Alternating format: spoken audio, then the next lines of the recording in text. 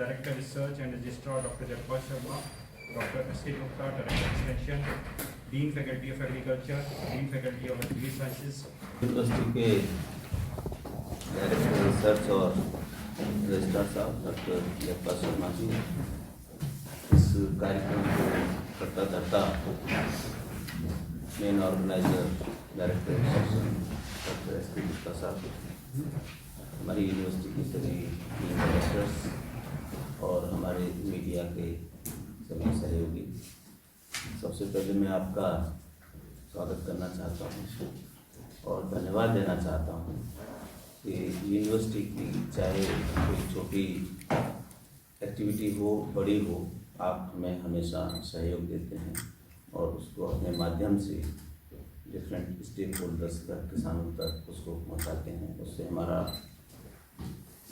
बड़ा मोटिवेशन मिलता है, उत्साह बढ़ता है। तो आपका मैं इस मन से बहुत बहुत धन्यवाद करना चाहता हूँ। ये इस साल जो हमने इसका मुख्य विषय जो मेला 16 से 20 तारीख तक हो रहा है, इसका मुख्य विषय रखा है स्वावलंबी कृषि आत्मनिर्भर भारत। और ये हमने पूरा मंथन किया, सोचा अपने लोगों से चर्चा की कि क्या विषय रखें जो आज का समसामयिक हो। तो पूरा भारत सरकार का, इवन प्राइम मिनिस्टर साहब का भी अभी वक्तव्य आया था कि स्वावलंबी कृषि कैसे हो, सस्टेनेबल एग्रीकल्चर कैसे हो। और हमारा मानना है जो आत्मनिर्भर भारत की परिकल्पना है, जिसके लिए पूरी कोशिश की जा रही है, बहुत बड़ा इसमें एलोकेशन आत्मनिर्भर भारत में किया गया है। और हमारा मानना है भारत आत्मनिर्भर कृषि से बनेगा, किसानी से बनेगा, फार्मर से बनेगा। तो हमने ये निर्णय लिया कि इस बार जो हम थीम रखेंगे कि कृषि का क्या रोल हो सकता है, पहले कृषि को हम स्वावलंबी बनाएं और उस स्वावलंबी कृषि के जरिए आत्मनिर्भर भारत बनाएं। उसमें इसको आप देखें कि हमारे देश में कृषि एक क्षेत्र नहीं है, एक सेक्टर नहीं है। ये 60% लोगों की जीविका का साधन है। 52% लोग इसमें डायरेक्टली एम्प्लॉयमेंट एग्रीकल्चर से मिलता है। अभी आंकड़े आए थे कि 19.9% GDP में कृषि की भागीदारी है। तो ये 20% भागीदारी है, ये डायरेक्ट प्रत्यक्ष रूप से है। यदि हम एग्रीकल्चर के वैल्यू एडेड प्रोडक्ट्स की बात करें तो ये भागीदारी 50% से ऊपर है। तो हम ये 50% जीविका का साधन, 50% एम्प्लॉयमेंट, 50% से ज़्यादा कंट्रीब्यूशन इकोनॉमी में, तो ये फैक्टर नहीं है, ये वे ऑफ लाइफ है, हमारी जो इकोनॉमी है और या जीवन का आधार है। तो हमने जो है इसको स्वावलंबी कृषि के बारे में बात की और इसके द्वारा हम कैसे भारत को या प्रदेश को आत्मनिर्भर बना सकते हैं, ये थीम रखा। इसमें कई चीज़ें नई हमने इस बार सोची हैं। मेरा तो पहले ही है ये मेला, लेकिन जो चर्चा हुई, मैंने अपने साथियों से बात की। पहली चीज़ है कि ये पहले 2 दिन का मेला शायद होता था और 2 दिन के मेले में क्या होता है कि पहला दिन तो 12-1-2 बजे तक इनॉग्रेशन में निकल जाता है, क्योंकि किसान दूर दूर से आते हैं। तो 12-1 बजे इनॉग्रेशन रखा जाता है और अगले दिन जो है उसको लंच के टाइम पर समापन हो जाता है। तो वो सार्थक नहीं हो पाता। जो दूर दराज से किसान इतनी दूर से आया है वो उसको पूरी चीज़ों को देख नहीं पाता। तो हमारे LG महोदय ने, जो मेरी मुलाकात जब हुई थी, जब मैं यहाँ ज्वाइन किया, तो उन्होंने कहा कि इसका जो आप अवधि बढ़ाइए और अवधि बढ़ाइए और उसको जो कोशिश करिए कि जो सारे हमारे जम्मू यहाँ तक के कश्मीर के भी किसान हैं वो भी कैसे इसमें पार्टिसिपेट कर सकें। तो उनके सजेशन पे, उनके सुझाव पे हमने इस बार जो मेला है ये 5 दिन का रखा है और इसमें आने की उम्मीद है। जम्मू कश्मीर के किसानों के अलावा हमें अनुरोध किया है और हमें अच्छा रेस्पॉन्स मिला है पंजाब से भी, हरियाणा से भी, यूपी से भी, हिमाचल से, उत्तराखंड से, यहाँ तक कि कुछ फार्मर्स जो है आंध्र प्रदेश से भी आने की संभावनाएं, जैसे हमारी उनसे बात हुई है। और इस मामले में KV के जो कृषि विज्ञान केंद्र हैं और एक डायरेक्टर अटारी हैं डॉक्टर राजवीर सिंह लुधियाना में, उनके माध्यम से भी बहुत सारे किसान हमारे बीच में आएंगे। तो ये एक नया प्रयास था। दूसरा प्रयास हमने किया कि यूनिवर्सिटी तो टेक्नोलॉजी डेवलप करती है, क्या हमारे जो अदर पार्टनर्स हैं, स्टेक होल्डर्स हैं, उनकी साझेदारी हम ले सकते हैं क्या मेले में।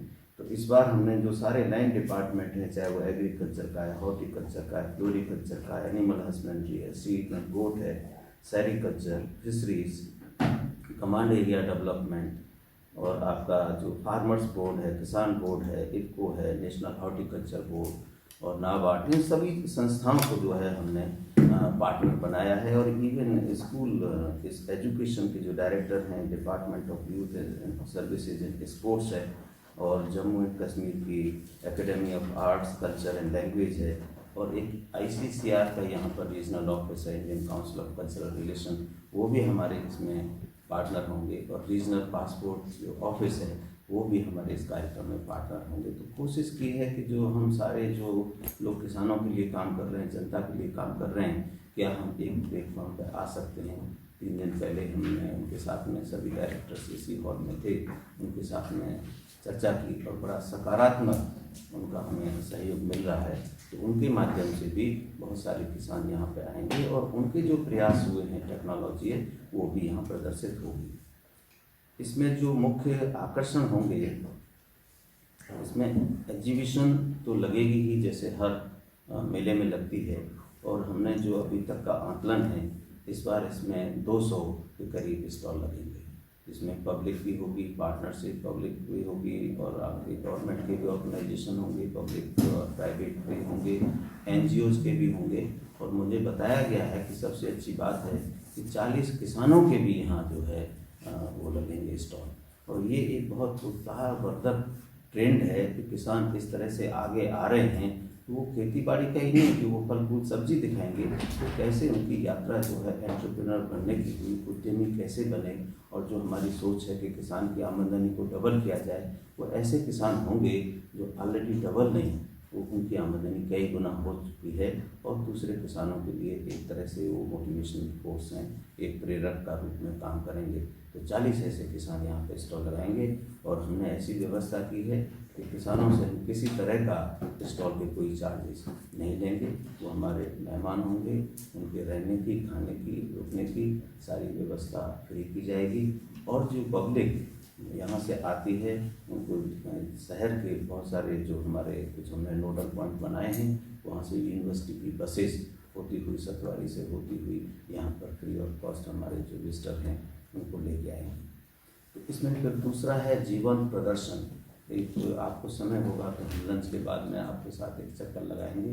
तो टेक्नोलॉजी पार्क हमने डेवलप किया है, और उस टेक्नोलॉजी पार्क का मतलब है कि जो लेटेस्ट टेक्नोलॉजी है, चाहे वो फूलों की हो, चाहे सब्जियों की हो, चाहे फलों की हो, अभी तो रबी क्रॉप्स के वहाँ प्रदर्शन है, तो उनका एक जीवंत प्रदर्शन किया गया है। क्योंकि जब किसान आता है उसको बीज दिखाएं या बात करें तो इतना उसको जो है वो नहीं होता है कन्विंस, लेकिन जब खेत में देखता है, अभी डॉक्टर साहब आपको बताएंगे कि 12 वैराइटीज़ हमने अभी दिसंबर के महीने में रिलीज़ की हैं, और उनका हो सकता है कुछ वैराइटीज़ का वहाँ भी प्रदर्शन हो। तो किसान जब आता है, देखता है, तो उसकी उत्सुकता बढ़ती है, और अगली बार गया जा रहा है। टीम साहब हमारे यहाँ हैं, जो भी इसके बाद में चर्चा होगी उसमें ये बताएंगे कि किस तरह की नस्लें, कौन कौन से पशु उसमें पार्टिसिपेट कर रहे हैं। और एक फ्लावर शो डॉक्टर संबोत्रा यहाँ हैं, वो कोऑर्डिनेट कर रहे हैं, बताएंगे कि किस तरह की कैटेगरीज उसमें रखी गई हैं। सो ही नहीं है, वो कंपटीशन है। और हमारी इच्छा थी कि इसमें जो संस्थाएं हैं वो तो पार्टिसिपेट करें, लेकिन जो यहाँ की महिलाएं हैं, यहाँ के लोग हैं, कॉलोनी के लोग हैं, कोई उन्होंने किचन गार्डन एसोसिएशन कुछ बना रखा है, वो लोग पार्टिसिपेट करें। तो एक तरह की स्पर्धा काफ़ी हैं, और वो चाहते हैं कि अपने आप कभी देखेंगे जो न्यूज़ वायरल होती है, फेसबुक पर होती है, इतने अच्छे उनके कर्तव्य दिखाए जाते हैं, और वास्तव में बड़ा ह्यूमन लविंग एनिमल है। तो उसके बारे में भी यहाँ चर्चा भी होगी, और उसका टॉक शो भी रखा जाएगा, और उसमें डिफरेंट कैटेगरीज का कंपटीशन भी होगा। इसके अलावा रूरल स्पोर्ट्स, क्योंकि अब हम जब बात करते हैं आत्मनिर्भर भारत, और हम बात करते हैं जो हमारा अपना जो कल्चर था, वैल्यूज़ थी, एथिक्स थे, ट्रेडिशन थे, वो धीरे धीरे लुप्त होते जा रहे हैं। चाहे वो उसकी विकास की विडम्बना समझ लीजिए, या हमारे टेस्ट इंटरेस्ट या जो भी है, तो उनको कैसे रिवाइव किया जाए। तो हमने डिपार्टमेंट ऑफ कल्चर के साथ में, और डायरेक्टर स्कूल एजुकेशन के साथ में, और एक दो संस्थाओं के साथ में हमने इस बार जो सोचा है कि जो ग्रामीण खेल कूद हैं, जिनके लिए कोई साधनों की भी ज़रूरत नहीं होती। हम गांव में थे, कबड्डी खेलते थे, उसमें क्या था, सिर्फ एक लाइन खींच दी, 6-7 लोग उधर खड़े हो गए, 6-7 लोग उधर खड़े हो गए, कपड़े उतारे खेल लिए। अब आज की जो व्यवस्थाएं हैं, जो आज के गेम्स में, उसमें गांव वाले पार्टिसिपेट नहीं कर सकते। टेबल टेनिस वो नहीं खेल सकते, बैडमिंटन वो नहीं खेल सकते।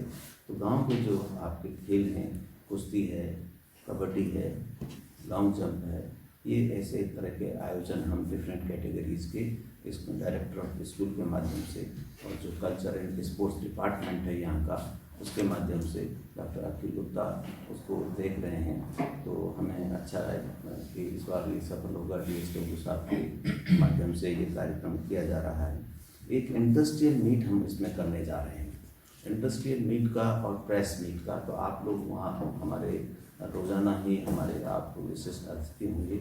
एक क्रॉस लॉन्च भी हमने वहाँ बनाया है कि जब आप आएँ तो वहाँ बैठने की सुविधा हो, चर्चा करने के लिए लोग हों और हर तरह की व्यवस्था उस प्रेस लॉन्च में हो, इस तरह का हमने किया है। और उसके साथ साथ ही इंडस्ट्रियल मीट, उसका आशय ये है कि जो टेक्नोलॉजी डायरेक्ट किसानों तक जाती है वो तो हम पहुँचा देते हैं, चाहे बीज है, चाहे खाद है, सब्जी के मिक्सचर हमने कोई बना दिया, कोई एनिमल को हीट में है नहीं उसको जानकारी के लिए कुछ बना दिया, कोई ऐसी टेक्नोलॉजी डेवलप कर दी जिससे उसका मिल्क बढ़ सकता है, या हमने कोई बायो फर्टिलाइज़र बना दिया उसको किसान। तो वो जब तक नहीं पहुंचेगा, जब तक वो कमर्शलाइज नहीं होगा। उसमें पैसे का एंगल कम है।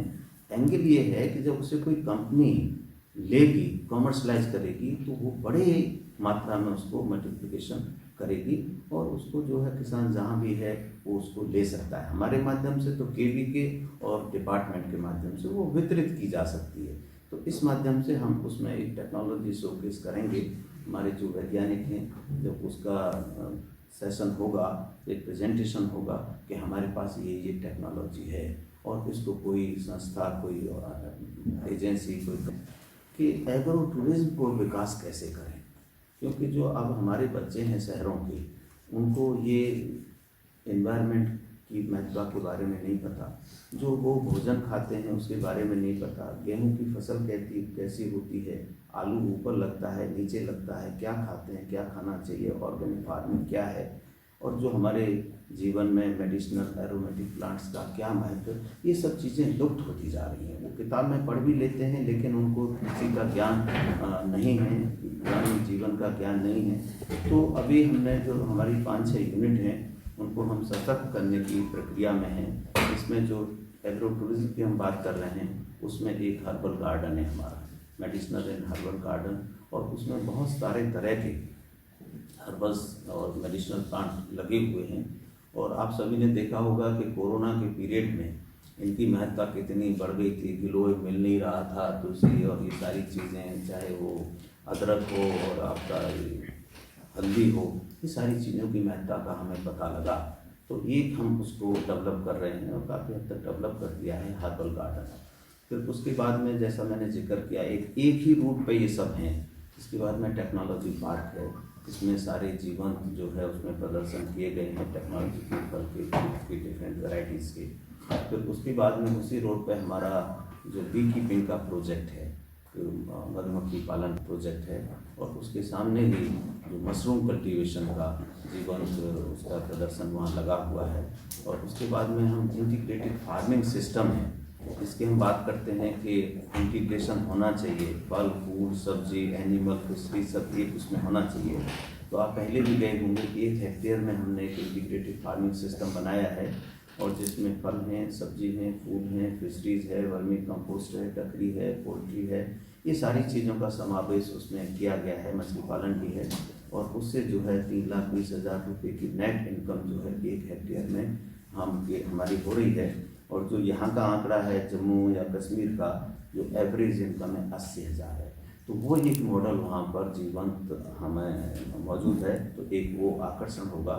उसके बाद में हमारे 4-5वां पौंड है फिश रियर, वहाँ में हमारा 20 एकड़ का उसमें ऑर्चर्ड भी है, सब्जी का वो है।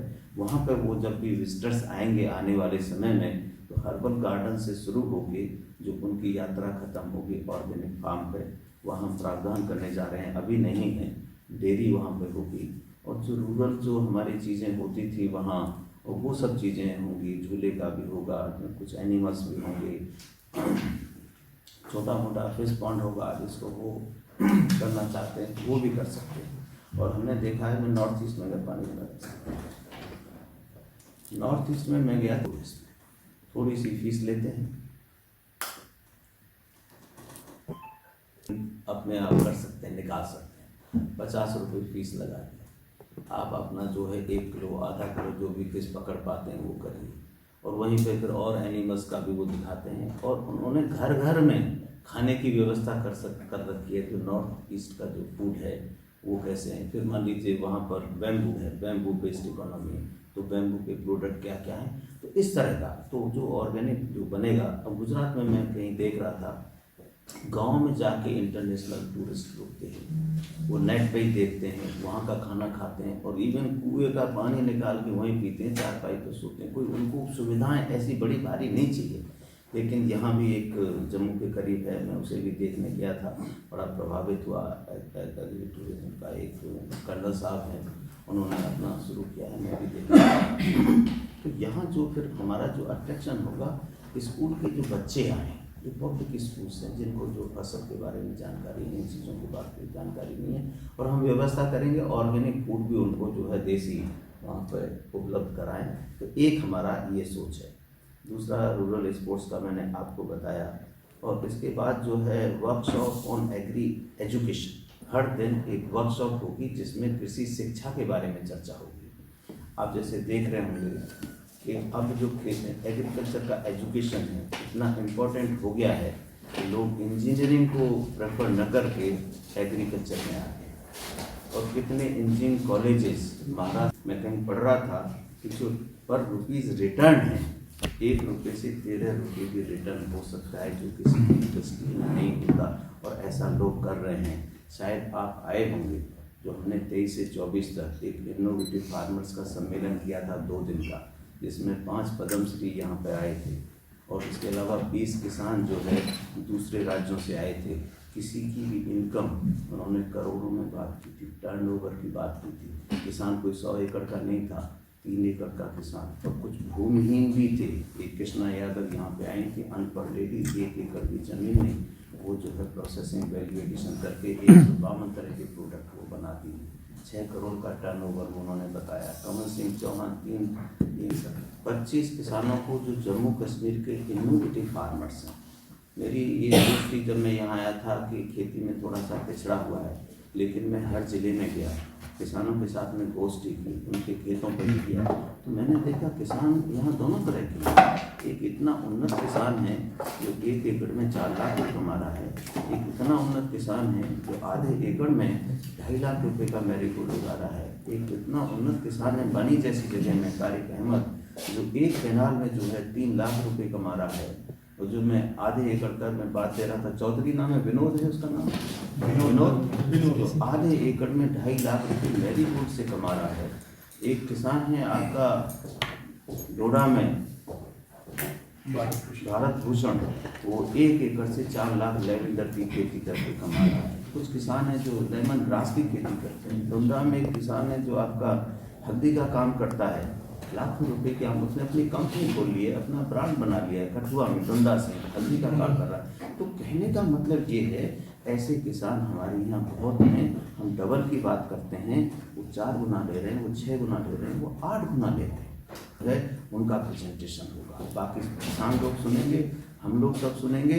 वो बताएंगे कि कैसे उन्होंने 1 एकड़ में इतनी आमदनी ली, कैसे 5 लाख कमाया। हमें एक इंटीग्रेटेड फार्मिंग सिस्टम के लिए बिस्ना में एक गांव में लेके गए थे, मछली का उसका बेस था। माननीय लेफ्टिनेंट गवर्नर साहब खुद अपने कमरों से करेंगे, हम उनके बहुत आभारी हैं। ये यूनिवर्सिटी जब भी उनको छोटे काम के लिए, बड़े उस सब के लिए रिक्वेस्ट करती है, वो हमेशा आते हैं। 8 जनवरी को वो सांबा में आए थे, अभी 23 तारीख को फिर यहाँ आए थे। अभी उन्होंने फिर आने के लिए हमें अनुमति दे दी है एक कार्यक्रम के लिए। तो 16 तारीख को 12 बजे वो करेंगे, और उसमें हमारे नवीन चौधरी जी और फारूक खान साहब जो एडवाइज़र हैं वो विशिष्ट अतिथि होंगे, एलजी साहब जो चीफ गेस्ट होंगे। और लास्ट का जो हमारा वैलिडिक्ट्री है उसमें हमें खान साहब का, एडवाइज़र साहब का आशीर्वाद मिलेगा। और हमें पूरी आशा है आप लोगों के सहयोग से ये कार्यक्रम सफल होगा।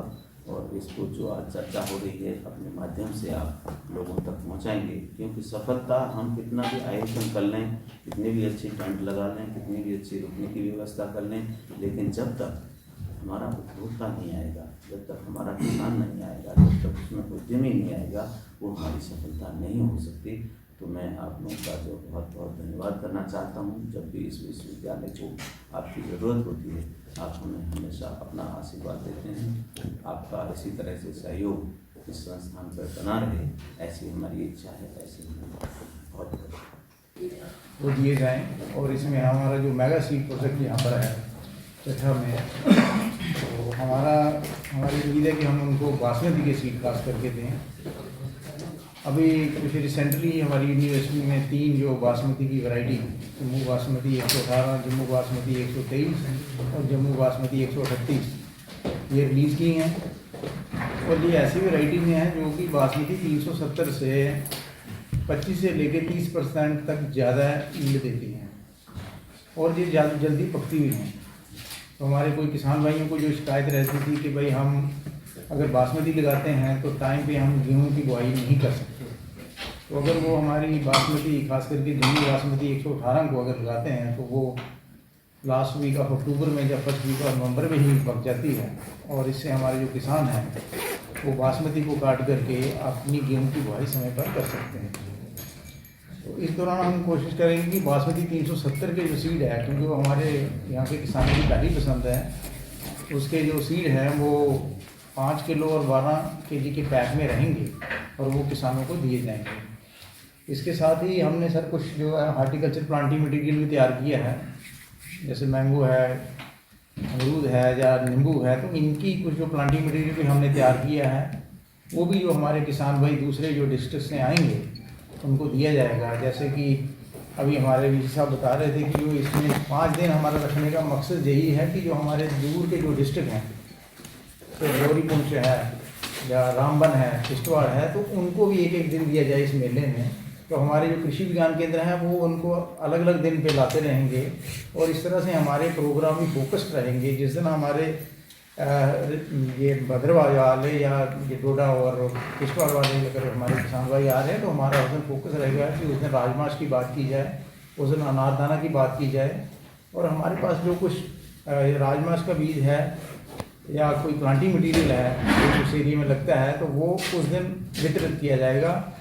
लेकिन इसके लिए मैं बता दूं कि उनसे जो एक हमारी जो कास्ट होती है, कीमत वो ली जाएगी, जो कि बड़ी कम होती है नर्सरी के साथ अगर कंपेयर किया जाए। अभी रिसेंटली 2 खाब देखे, एक तो पूरा हो गया कि जो हमने इनोवेटिव फार्मर की मीट करवाई, वो हमारा एक बड़ा सक्सेसफुल प्रोग्राम रहा। 5 मान्यवर पद्मश्री फार्मर्स हैं, उन्होंने अपने व्यूज हमारे किसान भाइयों से शेयर किए। और जैसे कुलपति महोदय ने कहा, कृष्णा यादव जी, सुल्तान सिंह जी, बहुत सारे 20 और उज्जैन से भी एक प्रतिष्ठित किसान भाई आए, उन्होंने अपने व्यू शेयर किए। और उसी को देखते हुए इस बार 5 दिन का मेगा किसान मेले का आयोजन करें। हम पूरा प्रयास करेंगे कि हम किसान भाइयों के उम्मीदों पर पूरा उतरेंगे। धन्यवाद।